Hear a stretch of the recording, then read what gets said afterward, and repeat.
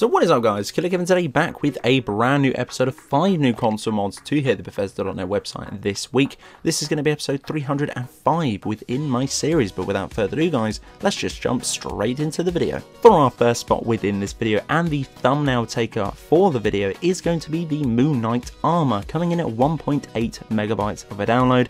But this one is once again going to be a port from the nexusmods.com, gladly ported over by CJ Westlake 01.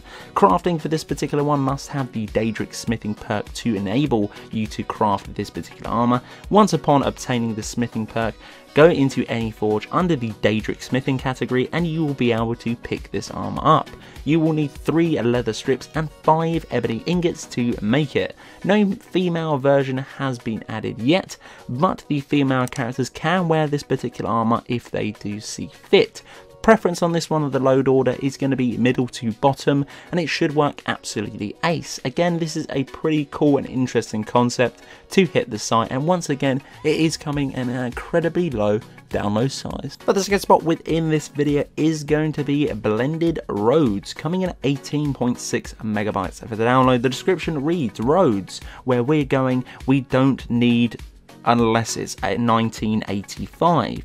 You have the tricked out DeLorean with a flux capacitor, and you're gonna need roads. So I included this once again from the mod author. Credit for this one, the fully meshed out 3D roads with stone risen from the dirt, all the meshes fully blended with the surrounding landscape like snow, mud and stones for a complete immersive feeling. The roads have never been the same. This is absolutely beautiful, that is for sure. The textures are really nice. What's new, hear you cry? Same mod as you always love, now without textures, so you can sort of add whatever you want. New alongside with the meshes that are more bounced or bound around this particular one. Very nice indeed. Compatible, not compatible with unique bridges. Again, one of my all-time favorite mods. Is a really nice mod to be added into the game, but that can be disabled whenever you like to implement this one.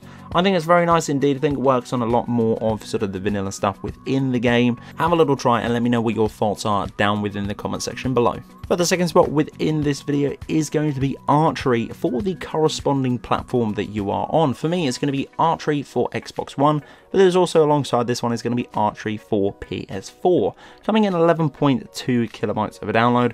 Modification of the arrows, faster speed and real gravity based on real life shooting scenarios with receivers and the long bows. Full description and comments will be on the nexusmods.com. If you want to check that out, there is a little bit of a blurb within the mod author's description on the site.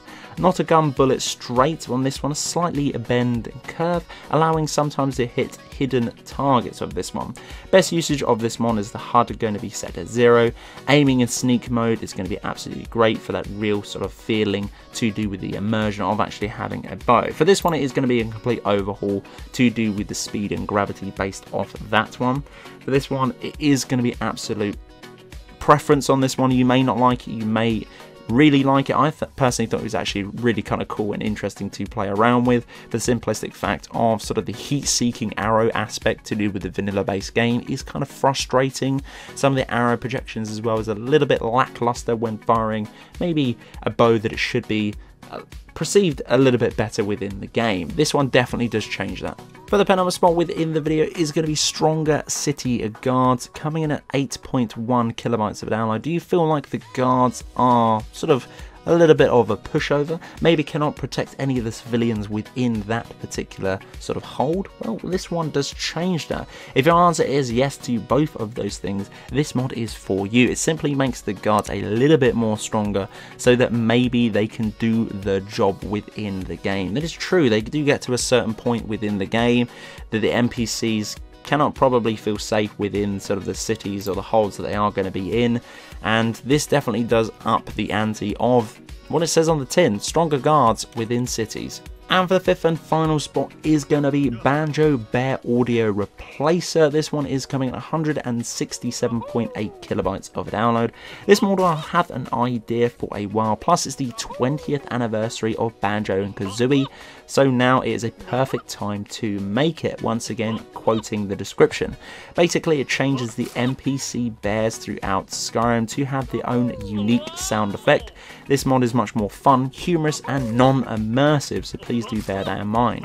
We'll be playing a little bit of audio in the background, not too much just because I fear of copyright nowadays is quite a bit, but if you are a fan of the series, you definitely must pick this one up as it is really kind of humorous. So guys, that's the end of this episode. This has been episode 305 within my series. Guys, if you did enjoy, I would very much appreciate a like on the video. It does help me out an awful lot. As always, let me know if you'll be grabbing any of the mods within the comment section below.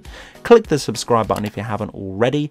Click the little bell to get a daily notification on the channel. But until the next one guys, Killerkev here and Killerkev out.